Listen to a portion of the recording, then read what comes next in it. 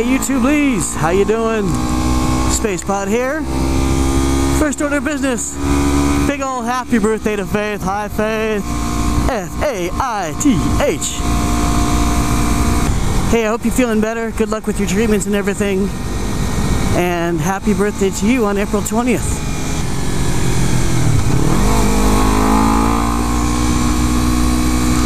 I'm going to get 3D scanned. Yes, you heard that right.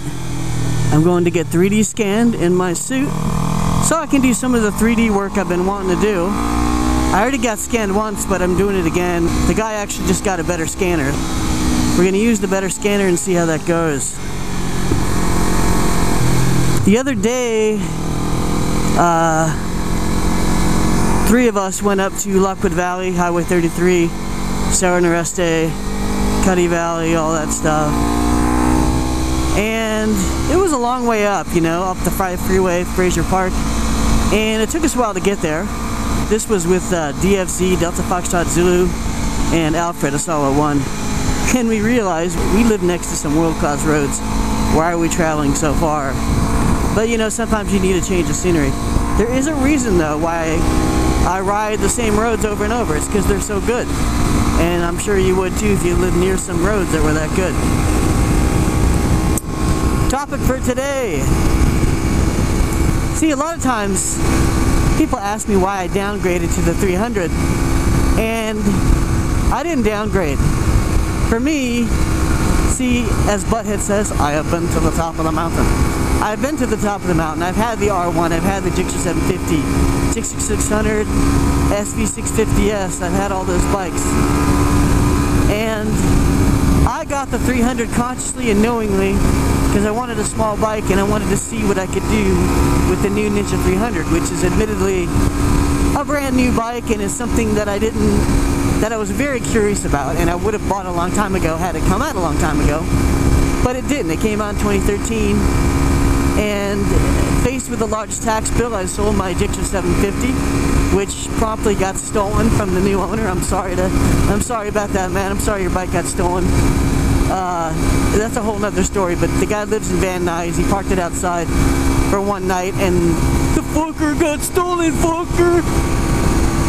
And I don't know who stole it, but that is not cool. And I feel bad for you that live in such a shitty area that you can't even have your bike outside for one night without it getting stolen. And the guy was kind of aware of this because he never left it out. He knew better. And like I said, nobody deserves this, and I'm sorry. It wasn't me. Holy shit. That would suck if someone sold you a bike and stole it back. So anyway, I had a chance to ride the 300 from Mark Nowhere Man, and I did that, and it was a nice bike, and I appreciate him letting me ride his bikes. Despite our disagreements, we had some good times. Wow, a lot of weird stoppages today. Okay, sorry Cager, I'm getting over. Let me get into my splitting brain and I'll start talking again.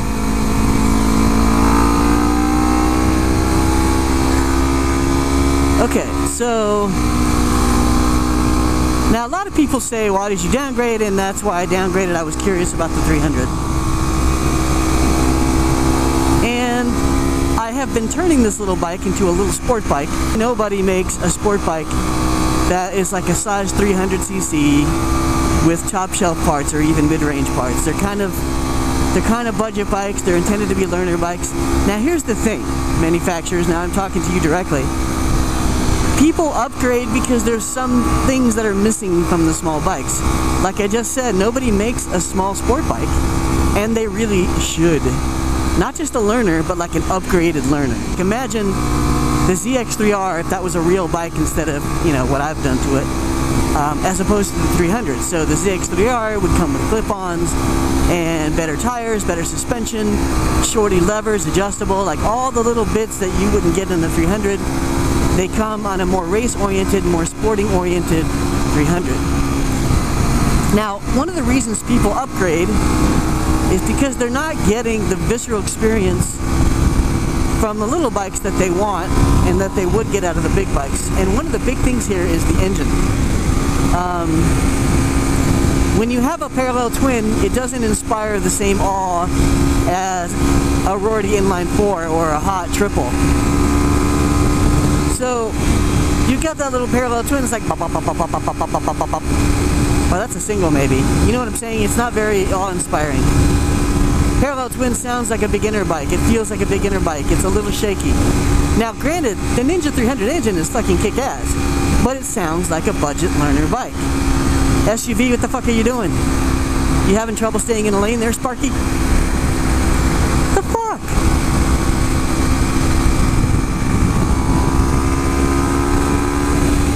Let me get a good shot of you.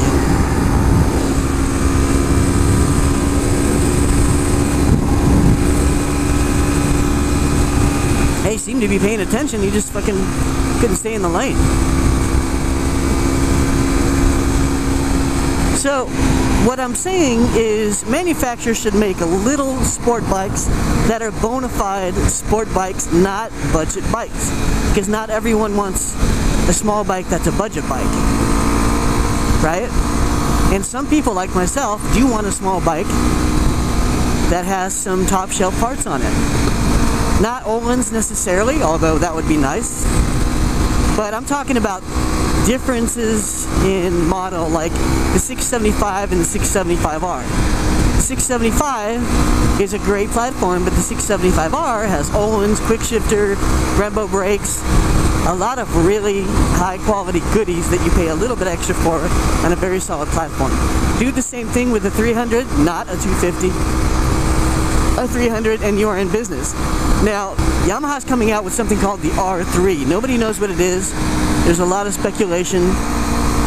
A lot of us are hoping it's a triple, and it may very well be because Yamaha came out with the FC09, called different things in other places, but the FC9 is a triple. Granted, the fueling needs work, but it's a first generation triple from Yamaha, and that's exciting to see. I have no doubt that they'll make a triple in a smaller package. At least if they're smart, they will. You know why? Because they want to compete with the 300. And you know why they want to do that? Because Ninja, or Kawasaki, had the 250 market for so long to themselves that they didn't even feel moved to give the bike fuel injection.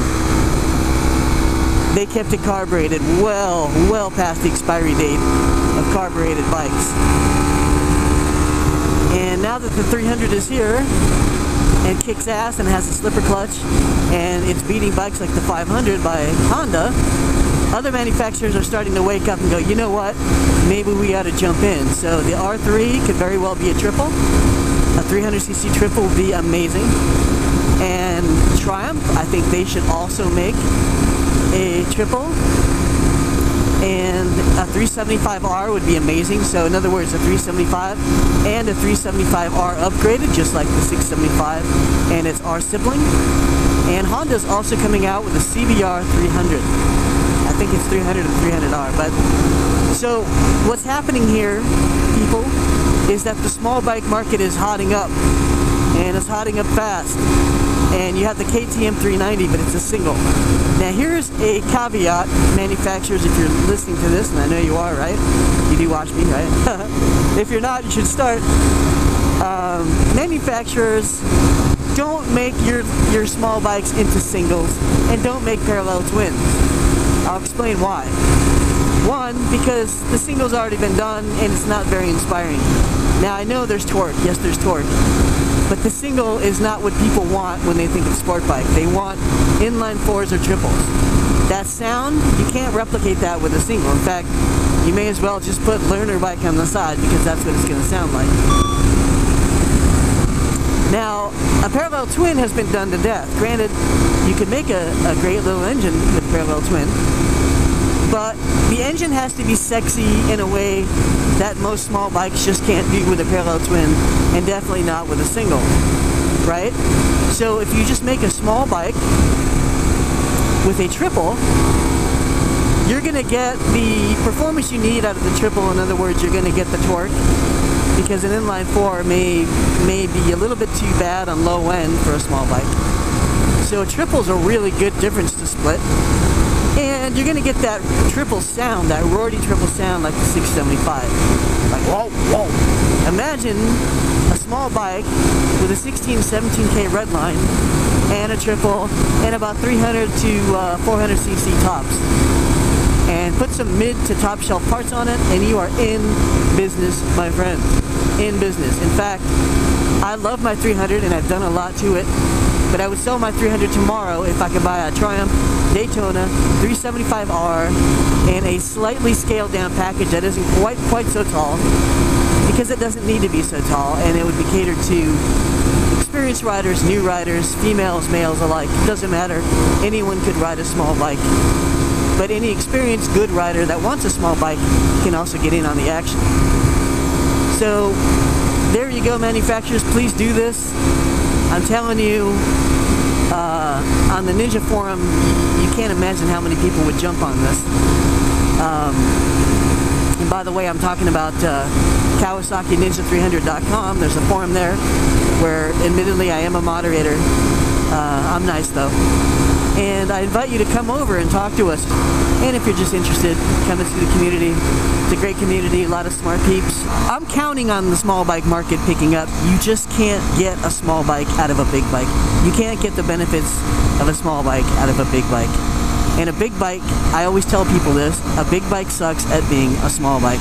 So this is why people take a small bike like a 300 and they make it faster. They add 5 horsepower. It might cost them $800 to $1,000 bucks, but they'll add 5 horsepower. They'll put race cams on, they'll put an overboard kit on. But you know what I'm saying? Like they'll really fix it up, they'll add the clip-ons. And small bikes are just amazing in a way that big bikes can never be. Which is why small bikes always have a place in the hearts and minds of beginners and experienced riders alike. Now what happens with experienced riders is they'll go to the top of the mountain. As I've said before, they'll experiment with a leader bike and they'll go all the way to their curiosity level. They'll go to the top of that Everest.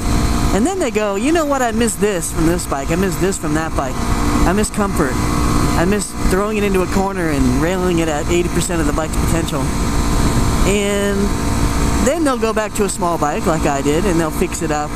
And they'll realize that small bike can get them around a corner exactly as the big bike did, only working differently, working harder, and in a way more fun in some respects. Sure, the brakes suck on a stock 300. Improve the brakes. Done. Some parts suck on a brand new 600. Improve those parts and you're good to go. That's why mods are there. So it takes experience and seat time to understand that.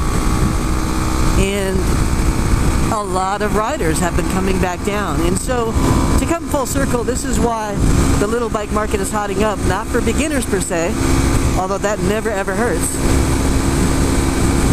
It's for female riders in part because they tend to be shorter and weaker in the upper body. And this is a fact, females, if you don't like it, sorry, that's just how it is. So females appreciate a lighter bike. And the experienced riders who like lighter bikes appreciate lighter bikes. People who like to ride technical roads, they're gonna like a lighter, smaller bike. So the small bike market is hotting up, not just for beginners, but just because a small bike in and of itself is a great thing. And when you throw performance parts on it, it becomes a thing of beauty. It really does. For the same reason a 675R is a thing of beauty. Like right now this bike has no trouble on the freeway. Now I used to complain about this bike on the freeway when I first got it because I was used to my bigger bikes on the freeway. And freeways are not what this bike does best. But with some mods, you can make it better. You can make it as good as it's gonna get on the freeway. If you go too stiff in your suspension, like you'll get with a lot of super sports, your freeway experience is not gonna be great either. So you want to have your suspension dialed, but you don't want to be race stiff on the street because that's going to make things worse in almost every situation. Unless you're on butter smooth pavement. Butter and pavement should never be in the same sentence, right?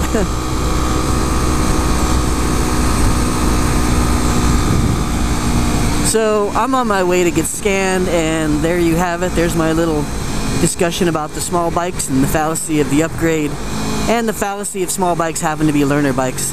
They do not. My bike was sold to me as a learner or a small bike, but I've turned it into a little sport bike, and it's freaking awesome.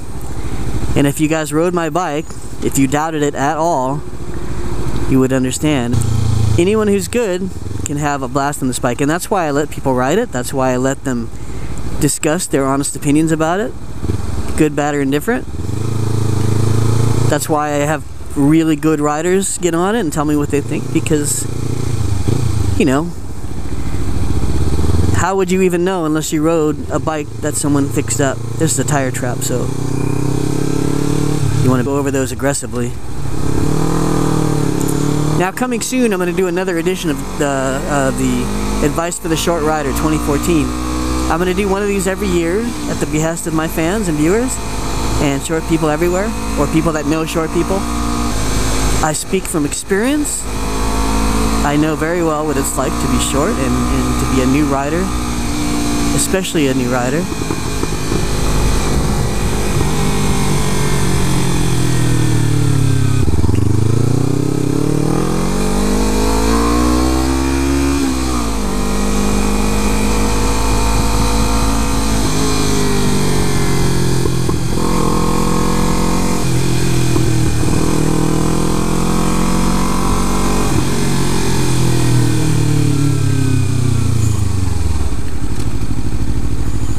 Alright, YouTubies, thanks for listening, thanks for watching.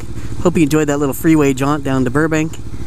And stay tuned for more good stuff. Once I get scanned, you're going to see that in some vids.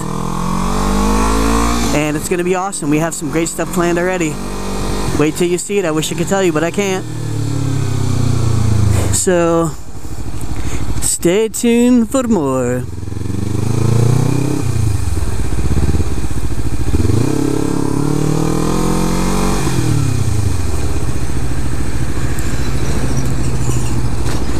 People are way back there, and it says keep clear, it doesn't say stop. Alright, thanks YouTubies. Space Pod out.